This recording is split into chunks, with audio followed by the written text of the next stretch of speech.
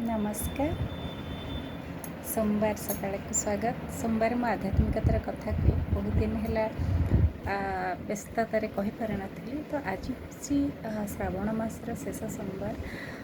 श्रावण मसरे आम सब देखे काउड़िया माने जाती शिवों विश्वास सनातन और सत्य भी शिवों सोमवार जल ढाड़ी शिव संतुष्ट होती आमर मनस्कामना पूर्ण होता है। श्रावण मसरे से एत वर्षारे ये लोक मैंने मानसिक रही केते कष्ट काउड़िया मैंने जाति करते आजकल आम देखुचे केते को रेट्रे केते श्रद्धार लोक मैंने जाऊँच। सोमवार हूँ आमर सप्ताहर प्रथम कार्य दिवस आ बहुत उत्साह आसी था आ बहुत पुण्य मना जाए सोमवार को। आपण भावतु शिव शशांक आशुतोष जहाँ प्रलय कर शक्ति अच्छी जे संसार को टिके राखिले ध्वंस कर दे पारती से कितने शांत और सुंदर सब बेले रही था।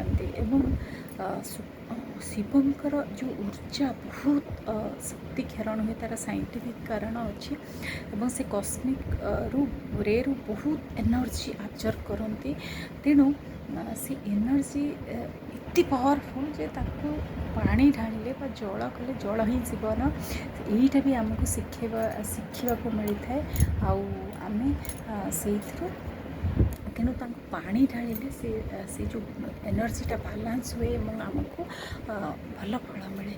तेणु ये आमको कौन शिक्षा मिलता है जे जी प्रलयकारी से जलरे गंगा को जी मुंडरे धरी जल ही मधुरतार बा जीवन बोली से वार्ता दौरान आम समस्त सब शांत रहा शिक्षा भी दौरान।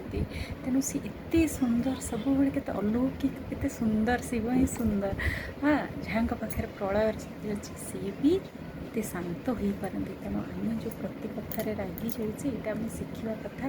तेणु आज श्रावण रही पुण्य दिगरे एति वार्ता रहू जे आम समस्ते निजर राग कंट्रोल करवा शांत रहा जीवन में मधुरता ही बांटा। नमस्कार। ओम नमः शिवाय।